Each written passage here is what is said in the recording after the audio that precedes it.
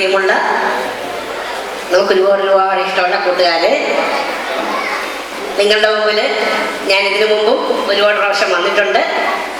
ഓർമ്മയുണ്ടോ? അറിയാമോ? അന്ന് വന്ന് നിങ്ങളൊക്കെ സംസാരിച്ച് ഓർമ്മയുണ്ടോ? വീണ്ടും വന്നിരിക്കുകയാണ്. നിങ്ങൾക്കൊരു ഒരു നല്ലൊരു ഒരു പാട്ട് പാടിത്തരും നമ്മുടെ വേറൊരു ചേട്ടനുണ്ട് കേട്ടാ, റിയാസ് ചേട്ടൻ. ഇതിന് മുമ്പ് വന്നിട്ടുള്ളതാണ്. ഒരുപാട് സീരിയലില്, സിനിമയില്, TV പ്രോഗ്രാമിന് ഒക്കെ അഭിനയിച്ചിരിക്കുന്ന റിയാസ് ചേട്ടന്. റിയാസ് ചേട്ടൻ നിങ്ങൾക്കൊരു പാട്ട് പാടിത്തരും. അതല്ലാതെ തന്നെ മക്കു മൈനാകപ്പള്ളി എന്ന് പറഞ്ഞ വേറൊരു ചേട്ടനുണ്ട്. അദ്ദേഹം സീരിയലിൽ അഭിനയിക്കുന്ന നടനാണ്. അപ്പൊ ഞങ്ങളെല്ലാവരുമായിട്ട് ഒരു പ്രോഗ്രാം അവതരിപ്പിക്കും, ഒരു പാട്ടും പാടും. ഓക്കെ, ശരി. അപ്പൊ ആദ്യം പാട്ടാകാം. പാട്ട് നിങ്ങൾക്ക് ഇഷ്ടമാണല്ലോ. നിങ്ങൾ കുട്ടിയായിരുന്നപ്പോ നിങ്ങളുടെ അമ്മ ഇങ്ങനെ താരാട്ട് പാട്ടുകയെ, താരാട്ട് പാടുക, പാട്ടിന് ഓർമ്മയുണ്ട? അങ്ങനെ ചാന്തുകൊട്ടു എന്ന് പറഞ്ഞ സിനിമ ഉണ്ടല്ലോ. ചാന്തുകൊട്ടു എന്ന് പറഞ്ഞ സിനിമയില് സുകുമാരി ആന്റി അറിയാമോ? ദിലീപ് കൊച്ചു കുട്ടിയായിരുന്നപ്പോ ഇങ്ങനെ താരാട്ട് പാട്ടിയ പാട്ട് ജാനകി എന്ന് പറയുന്ന ഗായികയാണ് പാടിയത്. അപ്പൊ ആരാണ്? പെണ്ണാണല്ലോ പാടിയത്. പക്ഷെ പെണ്ണിന്റെ ശബ്ദത്തില് നമ്മുടെ റിയാസങ്ങള് പാടിത്തരും കേട്ടാ. അപ്പൊ ആദ്യം നല്ലൊരു കൈയടി അയച്ചേ, എല്ലാം നല്ലൊരു കൈയടി. അപ്പൊ നിങ്ങളെല്ലാവരും ഉന്മേഷമായി, ഉറങ്ങിയൊക്കെ ഇരിക്കുകയാണെങ്കിൽ ഉന്മേഷമായി. ഈ ഉന്മേഷത്തിൽ നമുക്ക് ആ പാട്ട് കേൾക്കാം. ഓക്കെ, ശരി. അതിനുവേണ്ടി റിയാസിനെ ഈ വേദിയിലേക്ക് ക്ഷണിക്കും.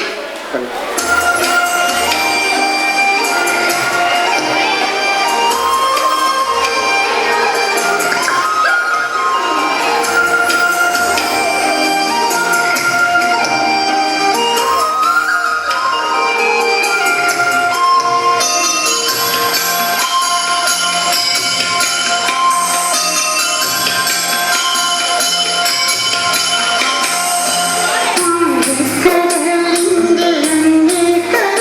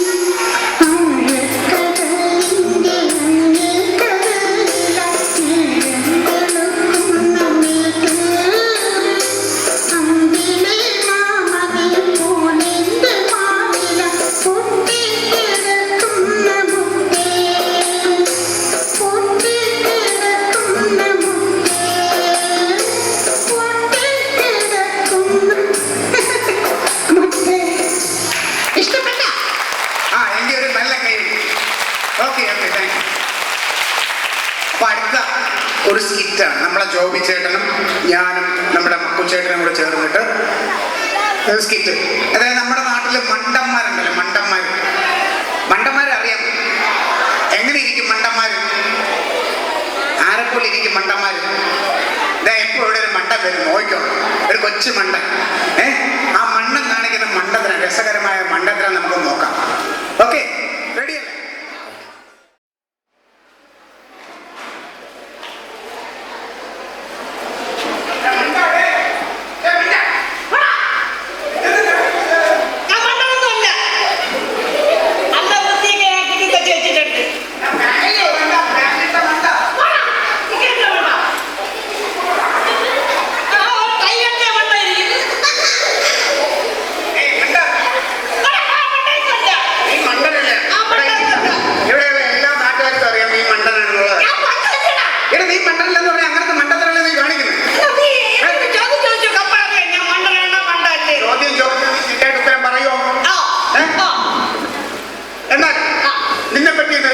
ലോകത്തിലെ ഏറ്റവും വലിയ മടിയനാരാണ്?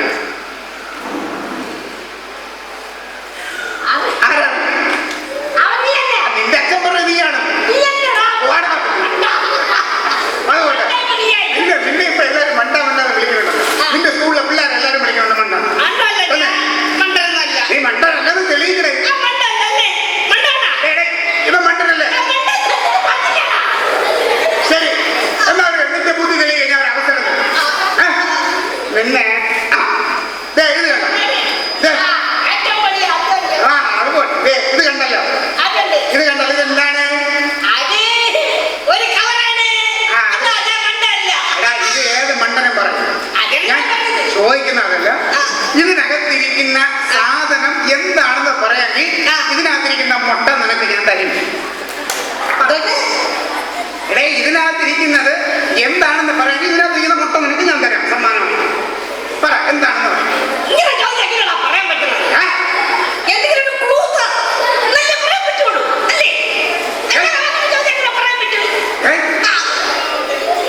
ശ്രദ്ധിച്ചോട്ടോ, ഇതിനകത്ത് എത്ര മുട്ടയുണ്ടെന്ന് പറയുന്നത് ഇതിനകത്തിരിക്കുന്ന 15 മുട്ട നിനക്ക് തരാൻ പറ.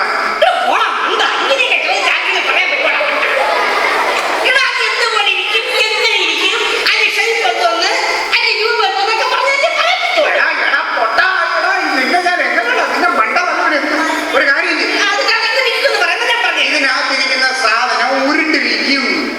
പറ, കിട്ടിയാ?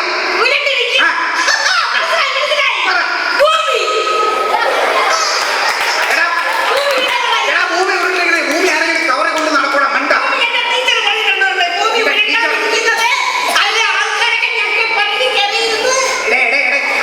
വേറെ തൂതനം. ഈ സാധനം വെളുത്തിരിക്കും.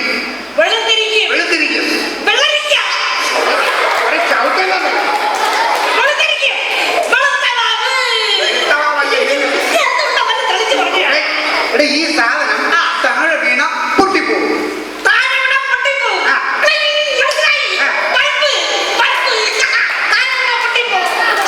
ഈ സാധനം തിന്നാൻ കൊള്ളാവുന്ന താഴെ വീണ പൊട്ടിപ്പോണ സാധനം എന്നാണ് ഞാൻ ഉദ്ദേശിച്ചത്.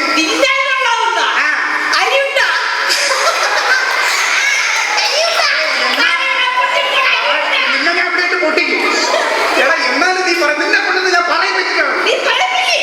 ഒരു കാര്യം, നമുക്ക് ഇതിനെ ഒരു സിമ്പിൾ ആയിട്ട് ഇത് ഞാൻ ക്ലൂ തരാൻ പോകും. നമുക്ക് താഴത്തെ തട്ടുകടയിലോട്ട് പോവാം.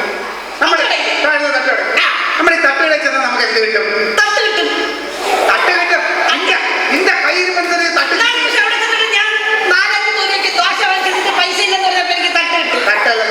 നിന്നെ അവിടെ വലിച്ചിട്ട് ഒട്ടിക്കല് ചെയ്യണം. എടാ, നമ്മള് ഈ തട്ടുകടയിൽ ചെല്ലുമ്പോൾ തട്ടുകടയുടെ ഫ്രണ്ടിൽ ഈ സാധനം ഇങ്ങനെ വെളുത്ത് ഉരുണ്ട് ഇങ്ങനെ അടുക്കി ഇങ്ങനെ വെച്ചിട്ടുണ്ട്.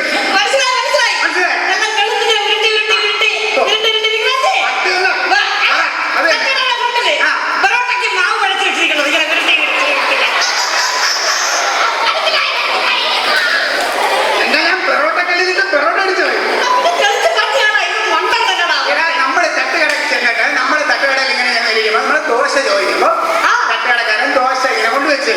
ഈ ദോശയുടെ കൂടെ വാങ്ങിച്ച് കഴിക്കുന്ന സാധനം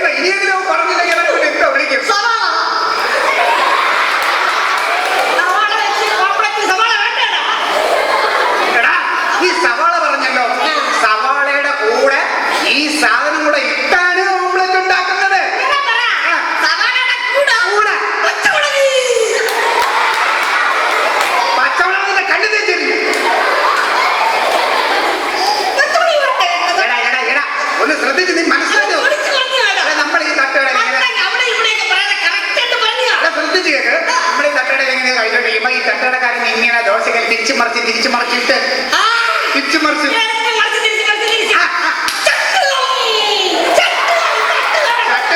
ചട്ടവും വെച്ച് എപ്പോ എറിഞ്ഞു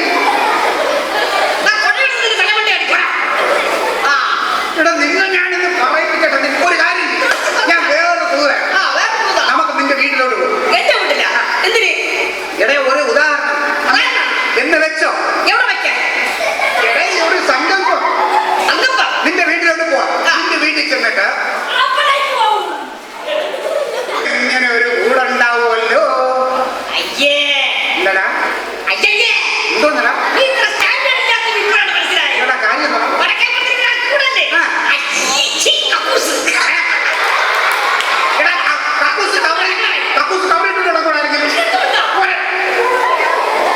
എടാ കോഴിക്കോട്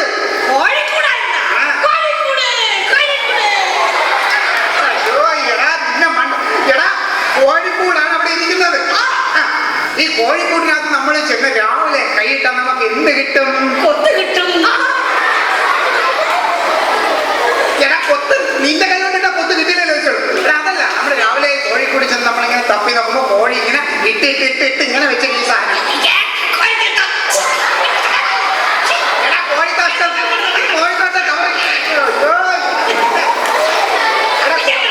ഇത് കവറിട്ട് തിന്നാൻ കൊള്ളുന്ന സാധനമാണ് കോഴിക്കാത്ത.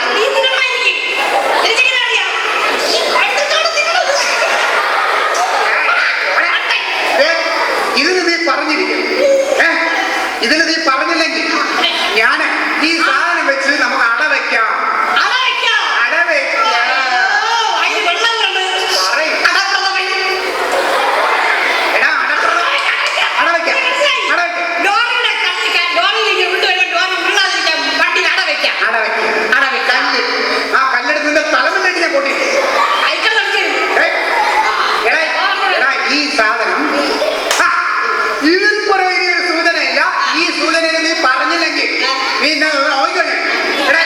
ഈ സാധനം പൊട്ടി വിരിഞ്ഞാണ് കോഴിക്കുഞ്ഞുണ്ടാകുന്നത്.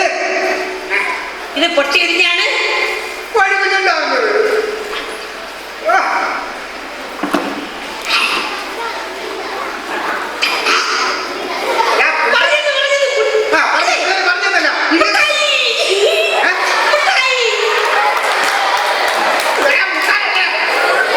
ഈ സാധനം ഇതിങ്ങനെ വെളുത്തിട്ട് ഇത് പൊട്ടി പൊട്ടിയാണ് കോഴിക്കുഞ്ഞുണ്ടാകുന്നത്.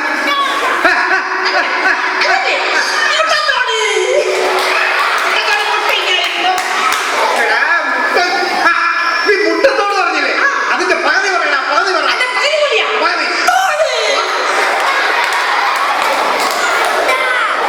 എടാ എന്നാലും നീ ആ രണ്ടക്ഷരം പറയില്ലേ? എടാ ആദ്യത്തെ അക്ഷരം രണ്ടാമത്തെ അക്ഷരം ഇട്ട. രണ്ടാമത്തെ ഇട്ട.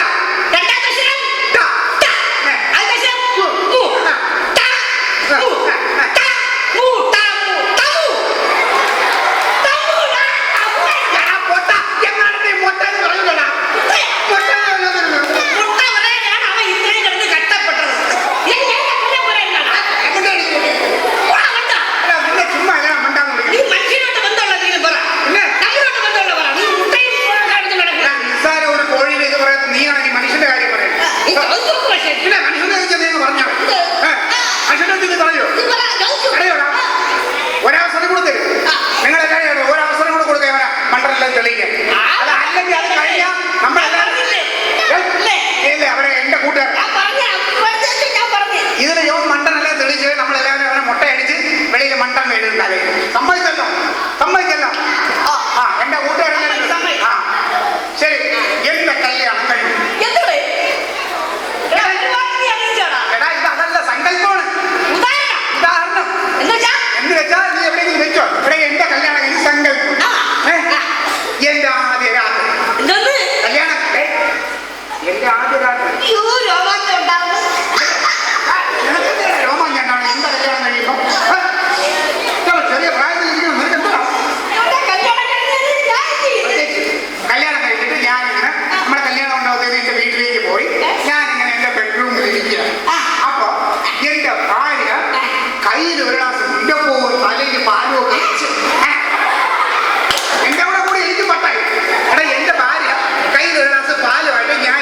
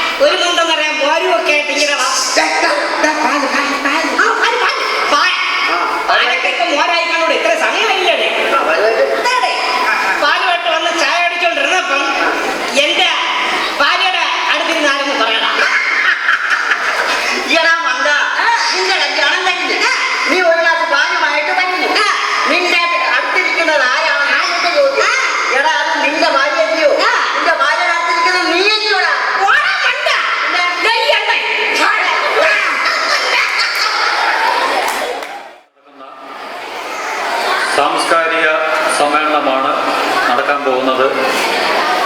ഈ സാംസ്കാരിക സമ്മേളനത്തിന് ഈശ്വര പ്രാർത്ഥനയാണ് ആദ്യ ഇനം. ഈശ്വര പ്രാർത്ഥനയ്ക്കായി അഭിഷേകയെ ക്ഷണിക്കുകയാണ്.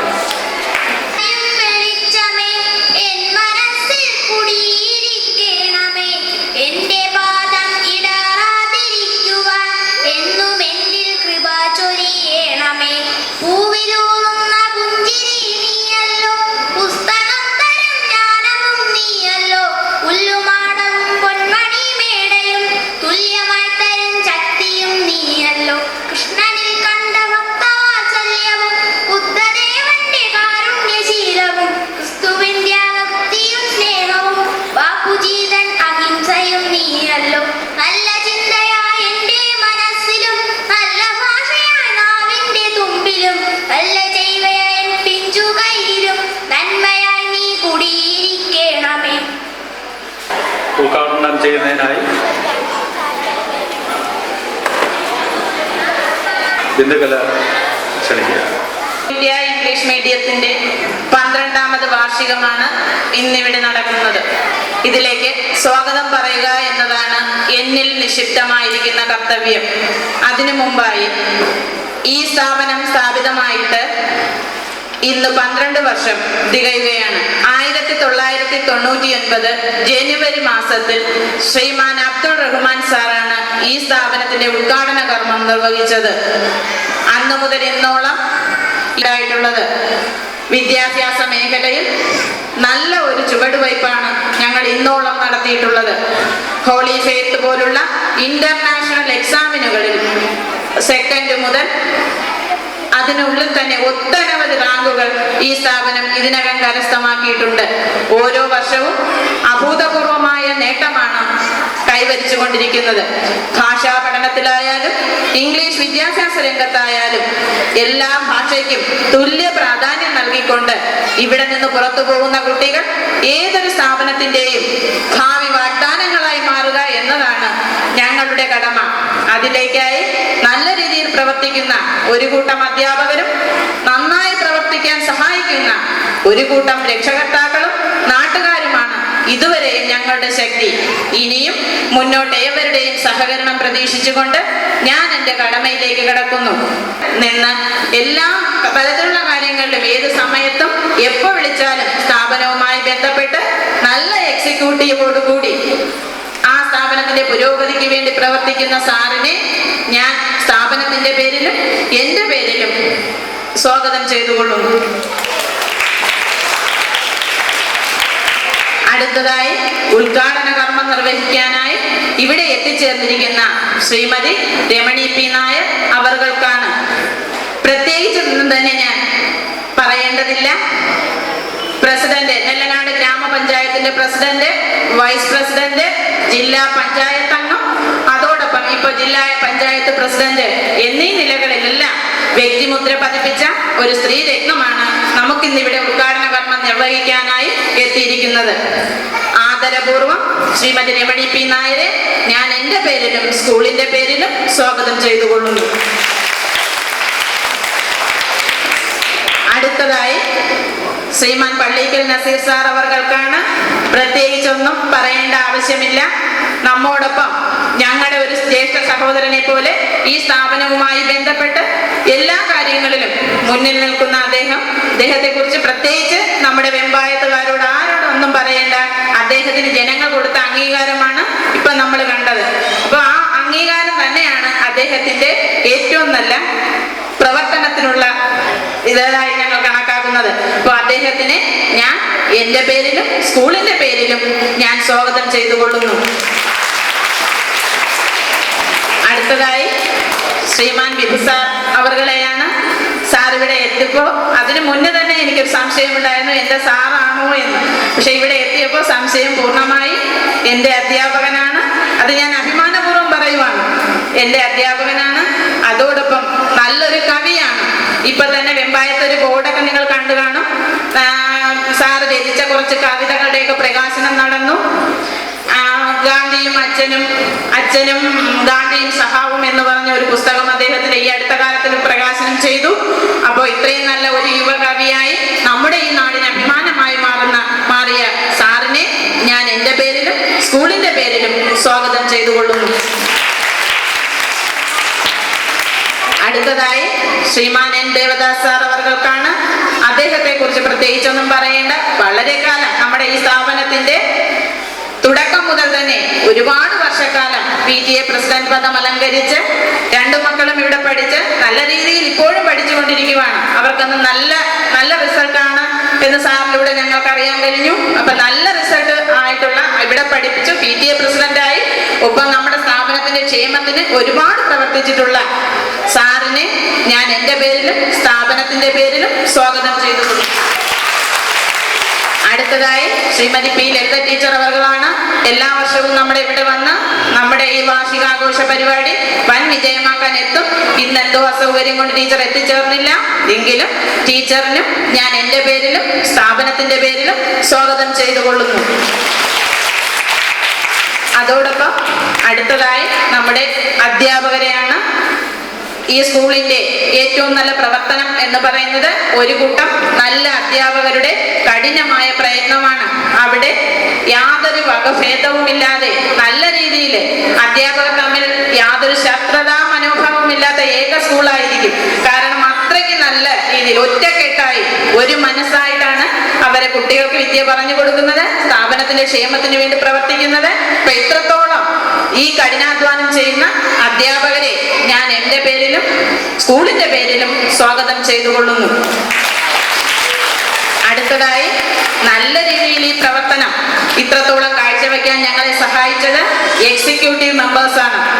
ഈ എക്സിക്യൂട്ടീവ് മെമ്പേഴ്സാണ് ഈ വാർഷിക പരിപാടിയുടെ എല്ലാ ചുക്കാനും പിടിച്ചത്. ടീച്ചേഴ്സ് ഞങ്ങൾ ഒരു സൈഡില്, എക്സിക്യൂട്ടീവ് ഒരു സൈഡില്. അപ്പൊ അവരും ഞങ്ങളും ചേർന്നുള്ള ഒരു പ്രവർത്തനമാണ് ഇന്നിവിടെ കാണുന്നത്. അപ്പോൾ ഇത്തരത്തില് നല്ല പ്രവർത്തനം കാഴ്ചവെച്ച എക്സിക്യൂട്ടീവ് മെമ്പേഴ്സിനെ ഞാൻ എൻ്റെ പേരിലും സ്കൂളിന്റെ പേരിലും സ്വാഗതം ചെയ്തുകൊള്ളുന്നു. അടുത്തതായി പാരന്റ്സിനെയാണ്. നമ്മുടെ സ്കൂളിന്റെ ശക്തി എന്ന് പറയുന്നത് നല്ലവരായ പാരന്റ്സ് ആണ്. ഇവരെ ഞാൻ എൻ്റെ പേരിലും സ്കൂളിന്റെ പേരിലും സ്വാഗതം ചെയ്തുകൊള്ളുന്നു. തിരുവനന്തപുരം ജില്ലാ പഞ്ചായത്ത് പ്രസിഡന്റ് ശ്രീമതി രമണി P. നായരെ സ്നേഹാദരങ്ങളോടെ ഈ വേദിയിലേക്ക് ക്ഷണിക്കുകയാണ്.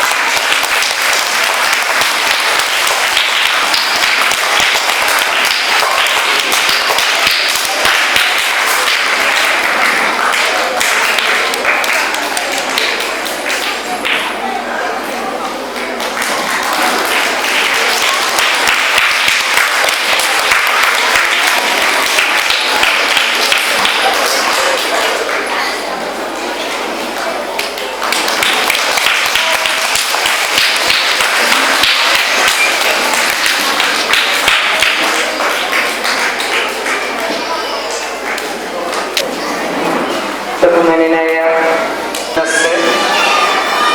പ്രിയമുള്ള മുൻ PTA president Shri N Devadas, പ്രിയമുള്ള നമ്മുടെ യുവ കവി കൂടിയായ വിഭു പെരപ്പങ്കോട്,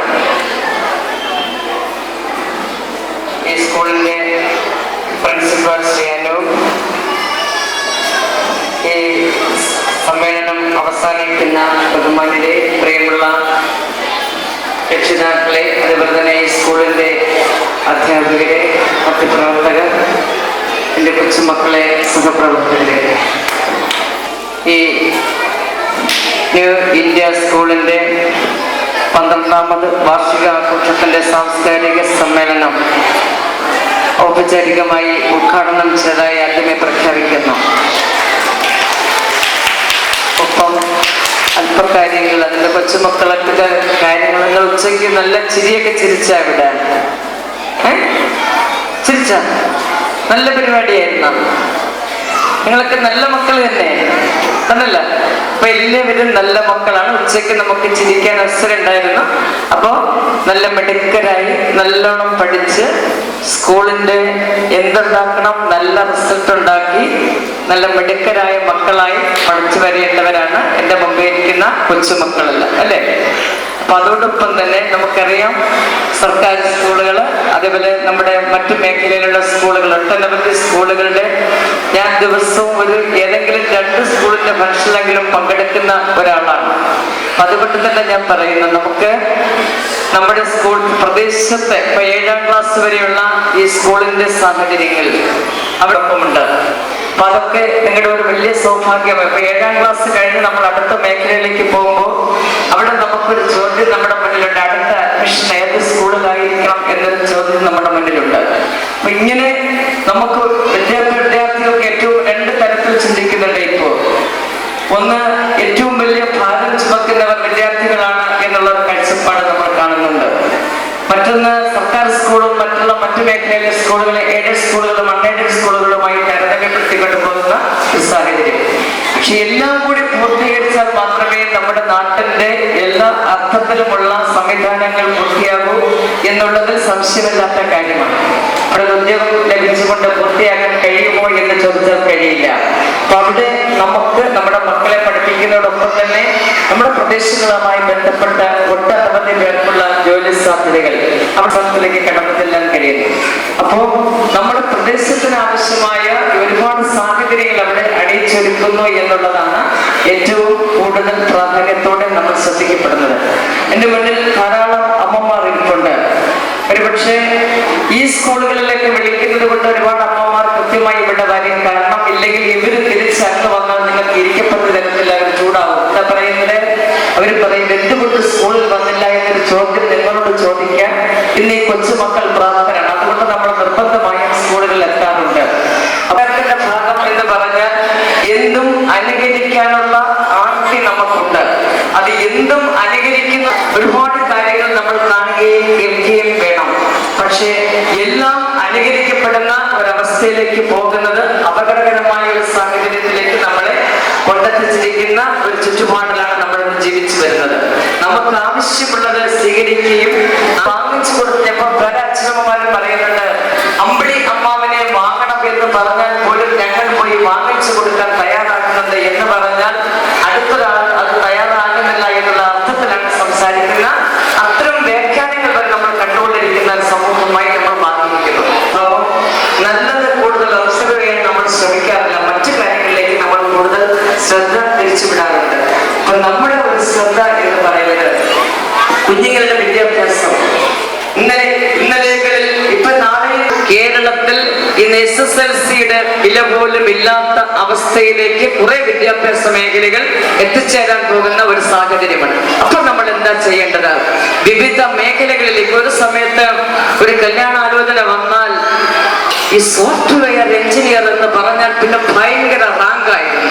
വോട്ട് അതിനുവേണ്ടി നമ്മുടെ കുട്ടികളെ ശ്രദ്ധിക്കണം. അപ്പം ഏതാണോ അവന്റെ കാഴ്ചപ്പാട് അല്ലെങ്കിൽ അവരുടെ കാഴ്ചപ്പാട്, ആ കാഴ്ചപ്പാടിനനുസരിച്ച് അവരെ തിരിച്ചുവിടാൻ ഉള്ള മാനസികാവസ്ഥ. ഒരു കുട്ടി കണക്കിന് അടുത്ത വീട്ടിലെ കൊച്ചിന് 98 മാർക്കുണ്ട്. സമൂഹമാവാൻ എന്റെ കൊച്ചുമക്കൾ പരിശ്രമിക്കുമോ? നല്ല സമൂഹമാവാൻ എന്റെ കൊച്ചുമക്കൾ പഠിക്കുമ്പോൾ ശ്രമിക്കുമോ? നിങ്ങളാ ഉത്തരം പറയേണ്ടത്, അമ്മമാരല്ല. നിങ്ങളാ ഉത്തരം പറയേണ്ടത്. നല്ല സമൂഹം കെട്ടിപ്പടുക്കണ്ടേ? നമുക്ക് നല്ല ചുറ്റുപാടുണ്ടാക്കിയെടുക്കണ്ടേ? നമുക്ക് നമ്മുടെ സമൂഹത്തിന്റെ ശുചീകരണത്തെ കുറിച്ച് പഠിക്കണ്ടേ? നമ്മുടെ പ്ലാസ്റ്റിക്കിന്റെ അതിപ്രസരത്തെ കുറിച്ച് നമ്മൾ മനസ്സിലാക്കണ്ടേ? നമ്മുടെ വീട്ടിലുള്ള ചപ്പുചവറുകൾ മാറ്റുന്നതിനെ കുറിച്ച് നമ്മൾ പഠിക്കണ്ടേ? എല്ലാം നമ്മൾ പഠിക്കണം അല്ലേ? അപ്പൊ എല്ലാം പഠിച്ച് നല്ല മിടുക്കരായ മാതൃകാപരമായ മക്കളായി വളരുമല്ലോ എല്ലാവരും. ഒരുപാട് നല്ല കാര്യങ്ങൾ ചെയ്യാൻ, ഒരു സമൂഹത്തിന് ഒറ്റനവധി നല്ല കാര്യങ്ങൾ ചെയ്യാൻ വരും തലമുറയ്ക്ക് കഴിയട്ടെ എന്ന് നിങ്ങളെ ആശംസിച്ചുകൊണ്ട് നമ്മുടെ ഇവിടെ ഒരു കൊച്ചു കവിയിരിപ്പുണ്ട്. എണീക്കുമ്പോൾ നിങ്ങൾക്ക് നല്ല കവിതയൊക്കെ കേൾക്കാം. എല്ലാ ആശംസകളും നിങ്ങൾക്ക് നേർന്നുകൊണ്ട് എന്റെ വാക്കുകൾ ഇവിടെ നിർത്തുകയാണ്. നന്ദി, നമസ്കാരം, ജയ് ഭാരത്. ഈ തുടങ്ങിയ കാലം തൊട്ടേ ഇതുമായി ബന്ധപ്പെട്ട് നിൽക്കുന്ന ഒരു എളിയ പ്രവർത്തകൻ എന്നുള്ള നിലയ്ക്കാണ് ഞാൻ ഈ പറയുന്നത്. എനിക്കൊരു അത്യാവശ്യമായി ഒരു കോളേജിന്റെ വേണ്ടി ഒന്ന് കയറി പോകാം എന്നുള്ളത് കൊണ്ടാണ് ഒരു വലിയ പ്രസംഗത്തിന് കിടക്കുന്നില്ല. ഈ സ്കൂളിന്റെ 12ാമത് വാർഷികാഘോഷങ്ങൾ നിങ്ങളോടൊപ്പം പങ്കുചേരാനും എന്നെ ക്ഷണിച്ചതിൽ ആദ്യമായി നന്ദി പറഞ്ഞുകൊണ്ട് ഈ പരിപാടിക്ക് എല്ലാവിധ ആശംസകൾ നേർന്നുകൊണ്ട് എന്റെ വാക്കുകൾ നിർത്തുന്നു. നന്ദി, നമസ്കാരം. നാട്ടുകാരെ